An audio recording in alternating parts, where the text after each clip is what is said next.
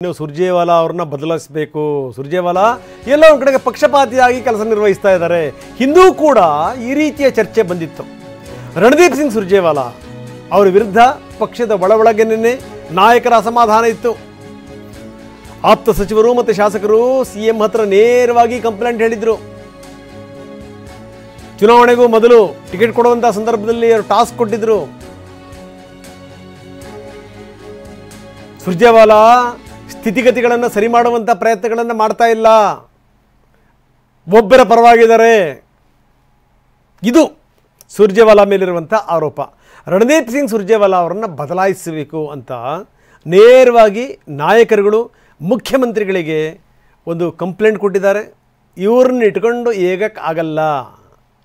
ಚುನಾವಣೆಗೂ ಮೊದಲು ಟಿಕೆಟ್ ಕೊಡುವಂಥ ಸಂದರ್ಭದಲ್ಲಿ ಅವರು ಟಾಸ್ಕ್ ಕೊಡ್ತಾಯಿದ್ರು. ಈಗ ರಾಜ್ಯದಲ್ಲಿ ಸರ್ಕಾರ ಬಂದಾದ ಮೇಲಿಂದ ಇನ್ನೂ ಅಸಮಾಧಾನ ಇದ್ದೇ ಇದೆ.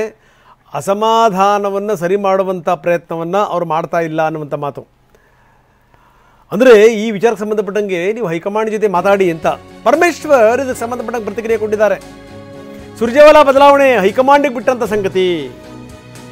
ಎಐಸಿಸಿ ನಿರ್ಧಾರ, ಅದು ಉಸ್ತುವಾರಿಯನ್ನು ಬದಲಾಯಿಸುವಂಥದ್ದು ನಮ್ಮದಲ್ಲ. ಇದು ಪರಮೇಶ್ವರ್ ಅವರ ಹೇಳಿಕೆ. ಮಲ್ಲಿಕಾರ್ಜುನ್ ಖರ್ಗೆ ಅವರು ತೀರ್ಮಾನ ಮಾಡ್ತಾರೆ ಯಾರನ್ನು ಇಟ್ಕೋಬೇಕು, ಯಾರನ್ನು ಬದಲಾಯಿಸಬೇಕು ಅಂತ. ರಾಹುಲ್ ಗಾಂಧಿ ಈ ಬಗ್ಗೆ ತೀರ್ಮಾನ ಮಾಡ್ತಾರೆ. ಇದು ನಮ್ಮ ನಿರ್ಧಾರ ಅಲ್ಲ. ವರ್ಷಕ್ಕೊಂದ್ಸರಿ 2 ವರ್ಷಕ್ಕೊಂದ್ಸರಿ ಬದಲಾವಣೆ ಆಗುತ್ತೆ. ಯಾರನ್ನು ಬದಲಾಯಿಸಬೇಕು, ಯಾರನ್ನು ಇಟ್ಕೋಬೇಕು ಅನ್ನುವಂಥ ತೀರ್ಮಾನ ವರಿಷ್ಠರಿಗೆ ಬಿಟ್ಟಿದ್ದು ಅಂತಾರೆ ಪರಂ. ಸುರ್ಜೇವಾಲಾ ಅವರನ್ನು ಬದಲಾಯಿಸಬೇಕು ಅನ್ನೋಂಥದ್ದು ಏನಾರು ಇದೆಯಾ ಸರ್? ಪಕ್ಷದಲ್ಲಿ ಒತ್ತಾಯಗಳು ಅದು ಡೆಲ್ಲಿಗೆ ಸಂಬಂಧಪಟ್ಟಿದ್ದಲ್ಲ, ಎಐಸಿಸಿಗೆ ಸಂಬಂಧಪಟ್ಟಿದ್ದು. ನಾನು ಹೆಂಗಪ್ಪ ಮಾತಾಡಲಿ?